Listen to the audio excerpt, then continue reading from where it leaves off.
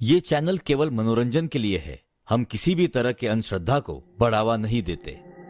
Other एक train बहुत late होकर चांदनी रात में किसी सुनसान स्टेशन पर पहुंचती है। पर अगर उस स्टेशन का नाम हो केक रेडी तो रात का सफर कैसा होगा? ये सोचने वाली बात है ना। केक रेडी में मेरे एक भैया सीज दफ्तर के इंजीनियर हैं, इसलिए उनके पास खुद की एक कार भी है। लेकिन पहली खबर कर कर कहीं जाने की मुझे आदत बिल्कुल नहीं है। दिवाली की छुट्टी आते ही मैं यहाँ पर चला आया छुट्टियाँ मनाने। यह प्लान बनाते वक्त सोचा था कि अचानक आकर राहुल भैया को चौंका दूंगा, लेकिन यहाँ आकर तो मैं खुद ही चौंक गया जब स्टेशन मास्टर ने मुझसे ये कहा। केकर ही स्टेशन का नाम तो है, लेकिन वो गांव तो यहाँ से कम 3 मील दूर है। स्टेशन मास्टर मुस्कुराते हुए बोले जा रहे थे। चांद की रोशनी में अच्छे से देखिए चारों तरफ, बिल्कुल जहन्नुम में आप पहुंचे हैं आप अभी तो। चारों तरफ कोई घर दिखाई नहीं दे रहा था, बल्कि कुछ अंधेरे से ढके हुए पेड़ दिखाई दे रहे थे। मैंने अंदाजा लगाया एक बड़े मैदान के ठीक बीचों बीच ये स्टेशन होगा। मैंने बोला फिर तो मैं काम से गया समझो। हाँ बिल्कुल सही। स्टेशन मास्टर ने गंभीरता से कहा। वैसे सिर्फ आप ही नहीं, ये भी काम से गया। क्यों, आपको क्या हुआ? क्या हुआ और होना क्या है? क्वार्टर में जाके थोड़ा सो लूं, ये भी मुश्किल है। जीना हराम कर दिया मेरा, इसीलिए रात को स्टेशन में सोता हूँ। जीना हराम करेंगे? कौन? वो आप जान के क्या कर लोगे? बस फिर स्टेशन मास्टर अपने कमरे में जाने लगे और दरवाजा बंद कर दिया। मैंने उन्हें बाहर से आवाज लगाई, ओ भाई साहब सुनिए। अंदर से स्टेशन मास्टर ने गुस्से से जवाब दिया। सुनने सुनाने का समय नहीं है, वो लोग आने वाले होंगे। जीना हराम करके रखा है मेरा। इतनी देर में एक बूढ़ा आदमी आते हुए दिखाई दिया, घासते हुए। उसके हाथ में एक रेल की बत्ती थी। यह जरूर रेल में काम करने वाला कोई होगा। बत्ती को नीचे रखकर वहां रखे एक सूटकेस के ऊपर वो आराम से सो गया। स्टेशन मास्टर ने कोई जवाब तो दिया नहीं, तो मैं क्या करूं? तो मैंने जाकर उस बूढ़े इंसान से ही पूछा, ओ भैया सुनिए ना। कोई जवाब नहीं, बल्कि और वो खर्राटे लेने लगा। सच में केक रेडी स्टेशन एक अजीब जगह है। और ऊपर से ये मच्छर। उनसे परेशान होकर मैं प्लेटफॉर्म पर चला आया, लेकिन यहाँ भी मच्छर भरे पड़े थे। फिर गुस्से से आग बबूला होकर मैंने ठान लिया कि बाकी का रास्ता पैदल ही निकल जाऊंगा। चांदनी रात है, गुनगुनाते हुए।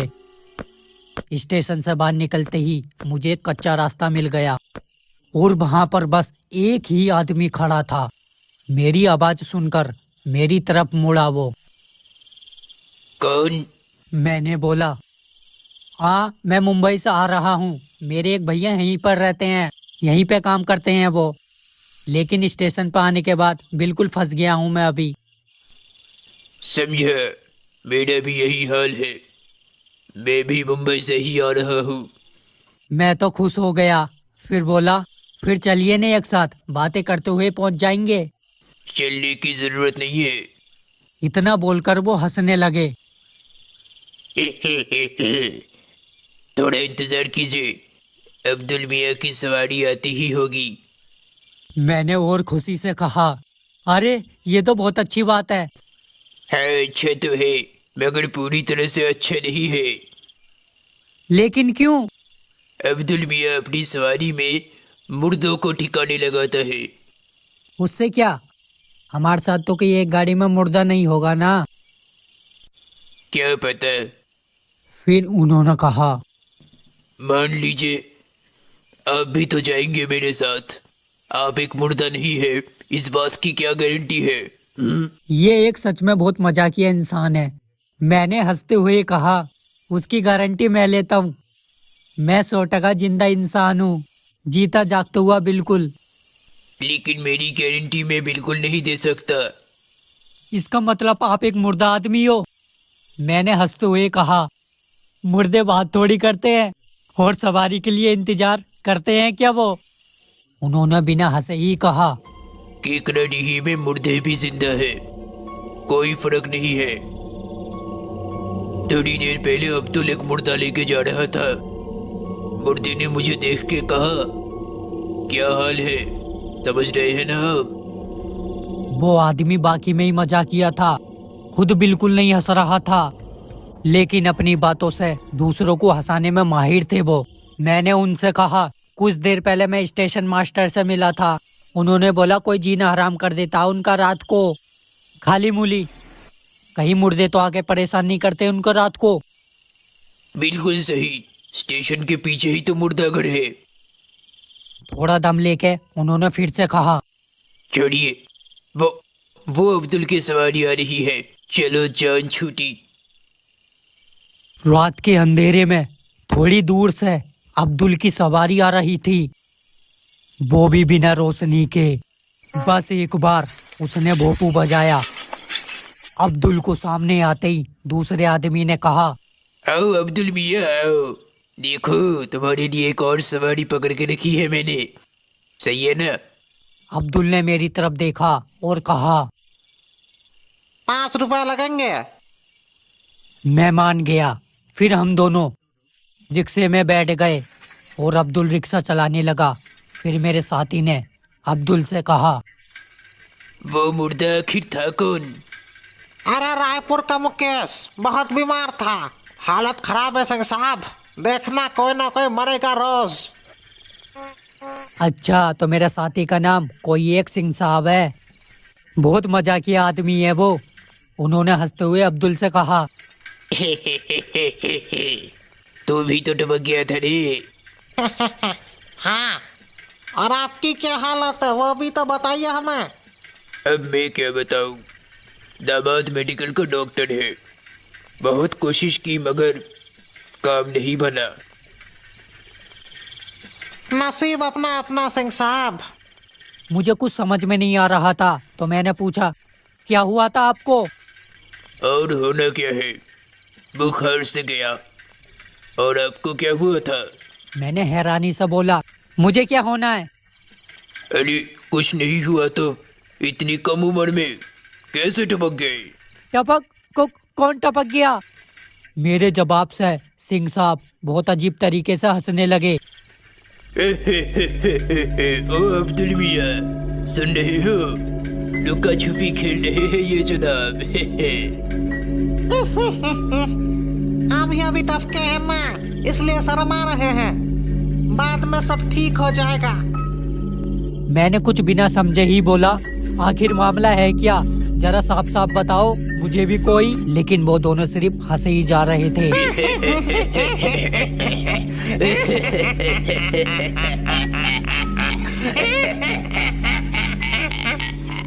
सड़क की तरफ घना अंधेरा था, सिर्फ काले काले पेड़ दिख रहे थे, लेकिन चांद बहुत खूबसूरत दिख रहा था। लेकिन वो लगातार रोशनी फेंक रहा था। अचानक कहीं से लोमड़ी की पुकार सुनाई दी। इतनी देर में मुझे थोड़ा थोड़ा डर लगने लगा था। सिंह साहब ने अचानक ही बोला, ए रुके रुके रुके। अब्दुल मियाँ, यहीं पे रोक दो।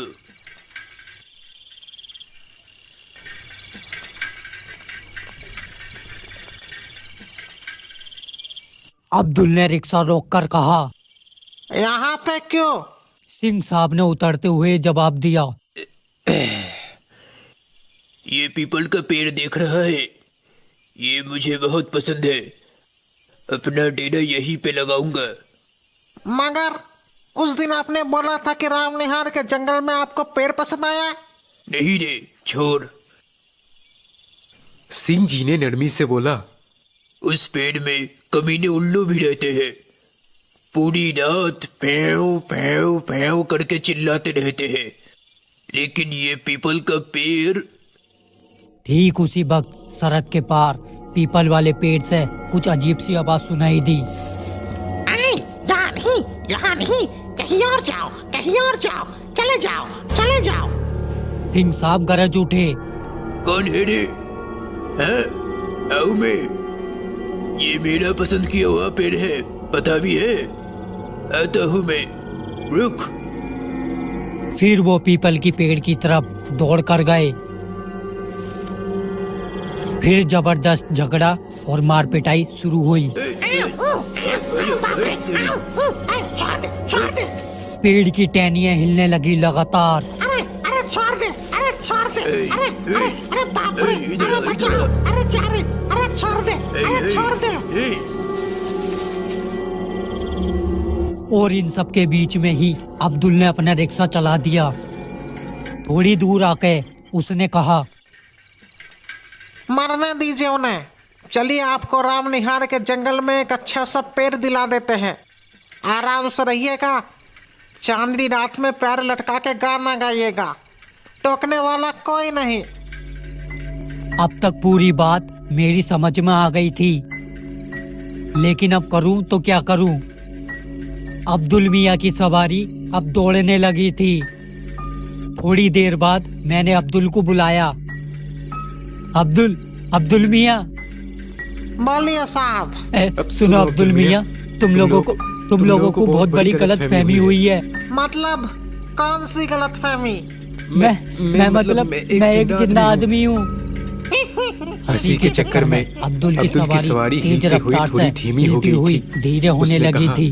मेरा भी यही ख्याल था, शुरू में ऐसा लगता है साहब, और फिर पता नहीं क्या हुआ, डॉक्टर ने मुर्दों के साथ मेरे को रखा अकेले। फिर पता नहीं मुर्दों के साथ क्या हुआ। मुर्दों के साथ कहाँ पे? मरीज मरने के बाद जहाँ रखते हैं ना, मुर्दा घर। अरे बाप रे, अब्दुल फिर हंसने लगा। बहुत खतरनाक है।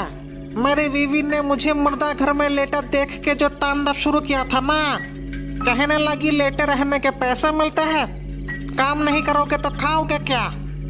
फिर मैं मुर्दा घर से भाग आया। रिक्शा चलाने का नसीब है मेरा सर, मरने के बाद भी।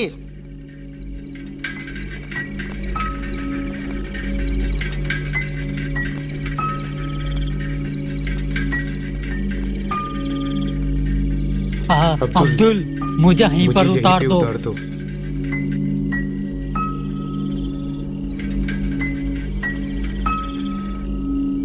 अब्दुल मियाँ रुकने के बाद इधर उधर देखने लगे। आपकी पसंद तो कमाल की है, अच्छा पेड़ पसंद किया है। लगता तो है कि ये खाली ही होगा। अब्दुल मियाँ एक तरफ जो सूखा हुआ पेड़ था उसी की बात कर रहे थे। चांद उस पेड़ की सूखी टहनियों के बीच में से दिखाई दे रहा था, आधा अधूरा। मैं झट से नीचे उतरा और भागने लगा।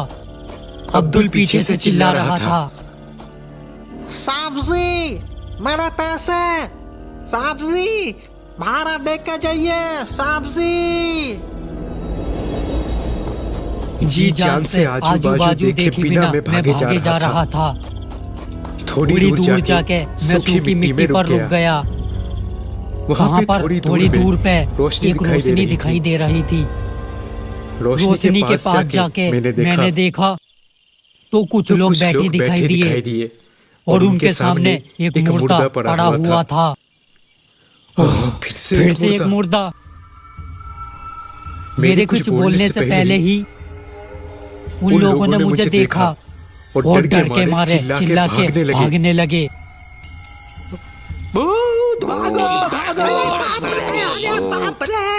मैं सोच ही रहा था ये क्या हुआ, लेकिन तभी अचानक वो मुर्दा धीरे धीरे उठने लगा।